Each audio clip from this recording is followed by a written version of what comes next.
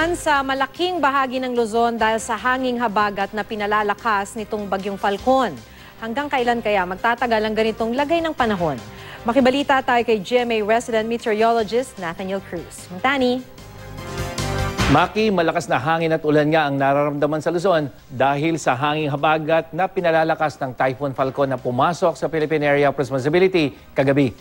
Namataan ng Pag-asa ang mata ng bagyo sa layong 1,250 kilometers diyan sa may silangan ng Calayan, Cagayan at taglay nito ang lakas ng hangin umaabot sa 130 kilometers per hour malapit sa gitna at bugso na hanggang 160 kilometers per hour.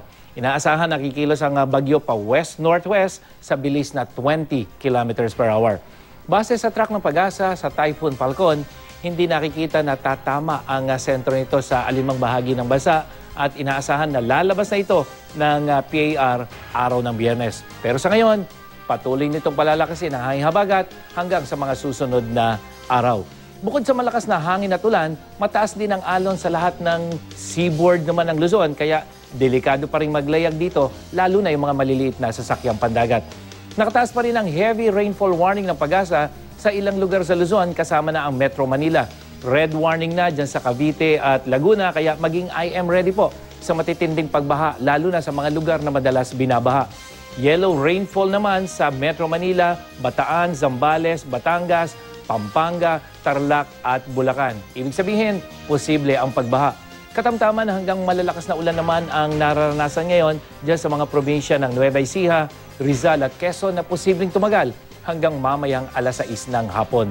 Pero sa Visayas at sa Mindanao, mahina hanggang minsang katamtamang ulan lamang ang aasahan dahil wala pong epekto ang bagyong Falcon dito sa malaking bahagi ng Visayas at Mindanao. Mang Tani, hanggang hindi nakakalabas ng PAR yung bagyong Falcon, magiging maulan pa rin sa Luzon. Yes, Maki, pero sa katunayan, kahit nakalabas na ang sentro ng bagyong Falcon dito sa PAR, asahan pa rin natin na tuloy-tuloy yung paghatak nito ng habagat. Kaya kahit araw ng Biyernes ay yung isang posibilidad na lalabas na ito ng PAR, Sabado at Linggo ay patuloy pa rin malakas ang hanging habagat na siyang magdadala pa rin ng mga pagulan sa malaking bahagi ng Luzon, Maki. Ay, bakit hanggang Linggo, Mang Tani, yung ganito kalakas na ulan? Kung mapapansin mo kasi, Maki, malakas kasi itong bagyong si Falcon. Kaya kahit na yan ay nasa labas na ng PAR, may kalayuan na yan dito sa ating bansa. Pero dahil dun sa momentum ng hanging habagat na sinimulan ni Egay, tuloy-tuloy yung pag-ihip niyan. Kaya kahit wala ng bagyo, nasa labas na ng PAR, tuloy pa rin yung hanging habagat. Pero syempre, Maki, pagdating ng Linggo, mas mahina na kung ikukumpara ngayon, bukas hanggang Biyernes, yung mga ulang mararamdaman natin. So pagkatapos po nitong Falcon, may nakikitang pang isa. Yes, Maki. Titingnan natin yung latest satellite imagery.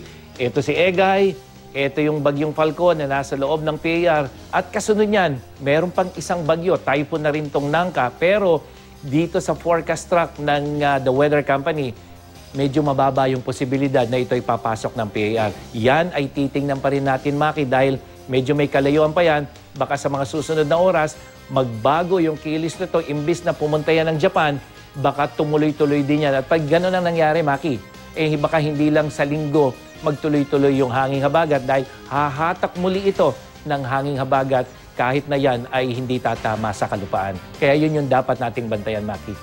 At yan ang latest mula sa GMA Weather. Ako po si Nathaniel Cruz. Magplano para sigurado. I am ready. Serbisyong totoo ng GMA News.